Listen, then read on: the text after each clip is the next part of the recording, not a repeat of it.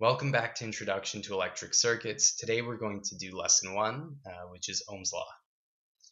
Before we talk about Ohm's Law, we're going to take a really brief look at electric current, get a very basic understanding of what current is. We're going to get a basic understanding of the volt, the ampere, and the ohm, which are units.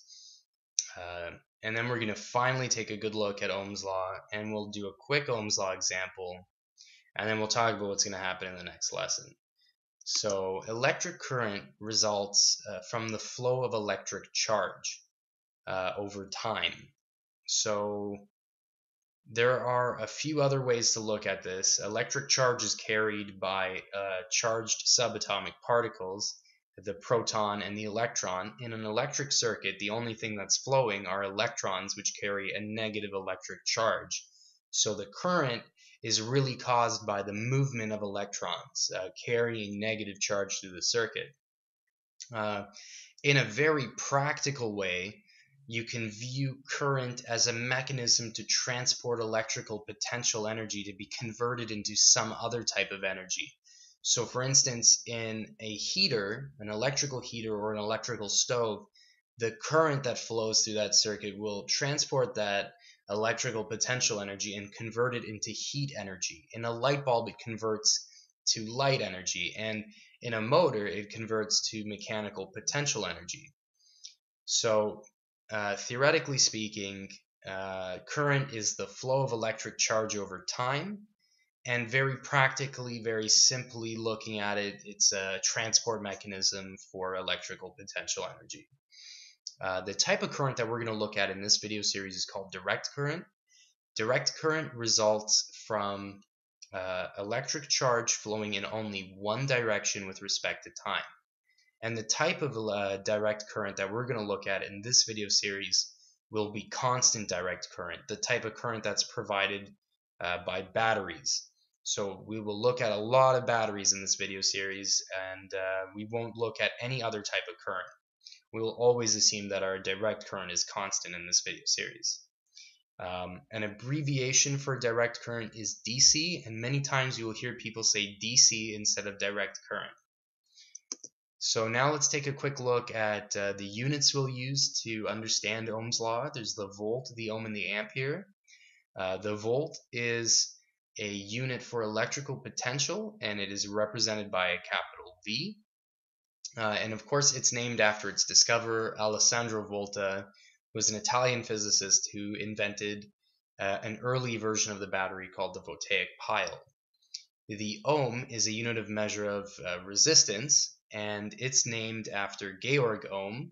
And because Georg Ohm's last name starts with a capital O, which could be easily confused for a zero, it gets the symbol of a capital omega in Greek. So anytime you see this symbol, the capital omega, know that we're talking about an ohm, and we're not talking about some other quantity or a different language. It's just to represent the ohm as a unit. Now finally, let's take a quick look at the ampere. The ampere is a unit of measure of electrical current, and it gets the symbol capital A. And you might be guessing the trend by now. It gets that symbol, and it's named because it's named after its discoverer, André-Marie Ampère, who was a French physicist and a pioneer of the study of electricity. So we have the volt, which is a capital V and measures electric potential. We have the ohm, which is a capital omega, and it measures resistance, and the ampere, which is a capital A, and it measures electric current. So now let's take a quick look at Ohm's law. Simply stated, Ohm's law states that the voltage across a conductor is directly proportional to the current that flows through the conductor. This means that if the resistance in the circuit is constant and does not change, if the voltage increases, the current will increase proportional to the increase in voltage. And vice versa, if the current decreases, the voltage will decrease proportional to the current decrease. Mathematically speaking, this is a lot like a line, where the slope of the line is the resistance, and current can be viewed as x, and voltage can be viewed as y. So if we look at figure 1.4, we have a mathematical representation of Ohm's law, which states that V, the voltage, is equal to I, the current, times R, the resistance. Voltage equals current times resistance. That's Ohm's law in a nutshell. It's a very powerful tool because it allows us to analyze circuits and learn more about their current or their voltage if we know information about the voltage or the current. So that might be a little bit confusing at this point. Keep it in your mind as a thought, and let's look at a quick example.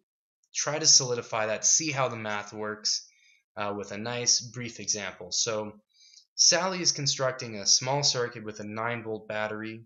The total load on the battery is 1,000 ohms. How much current will flow through the resistor in Sally's circuit? Okay, so another way to say resistance is load. A lot of times, especially power engineers, will refer to resistance as load. So sometimes when you see load, just think resistance. And we know it's resistance because we see the unit of ohm. We see the capital omega.